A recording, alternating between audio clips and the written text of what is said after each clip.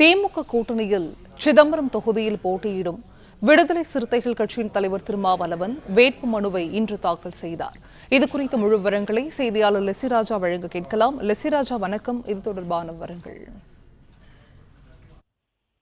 சிதம்பரம் நாடாளுமன்ற தொகுதியில் போட்டியிட விடுதலை சிறுத்தை கட்சி தலைவர் தொல் திருமாவளவன் தனது வேட்புமனுவை தாக்கல் இன்று செய்தார். இந்திய நாடாளுமன்றத்துக்கான தேர்தலையொட்டி தமிழகத்தில் முதல் கட்டமாக ஏப்ரல் 19 வாக்குப்பதிவு நடைபெறுகிறது. வேட்பாளர்கள் தங்களது வேட்புமனுவை தாக்கல் செய்து வருகின்றனர். திமுக கூட்டணியில் சிதம்பரம் நாடாளுமன்ற தொகுதியில் போட்டியிடும் விடுதலை சிறுத்தை கட்சி தலைவர் தொல் திருமாவளவன் தனது வேட்புமனுவை இன்று தாக்கல் செய்தார். அரியலூர் மாவட்டம் ஆட்சியர் அலுவலகத்தில் மாவட்ட ஆட்சியரும் சிதம்பரம் நாடாளுமன்ற தேர்தல் நடத்தும் அலுவலகமான ஆனிமேரி சுவர்ணாவிடம் தனது வேட்புமனுவை திருமாவளவன் தாக்கல் செய்தார். அவருடன் வேளாண் துறை அமைச்சர் எம்.ஆர்.கே. பன்னீர்செல்வம், போக்குவரத்து அமைச்சர் சிவசங்கர், அரியலூர் எம்எல்ஏ சின்னப்பா, காங்கிரஸ் மாவட்ட தலைவர் தங்கர் ஆகியோருடன் உடனிருந்தார். வேட்புமனு தாக்கல் செய்த பின்னர் உறுதிமொழி எடுத்துக்கொண்டு திருமாவளவன் உளமாறு என்று கூறி உறுதிமொழி எடுத்துக்கொண்டார்.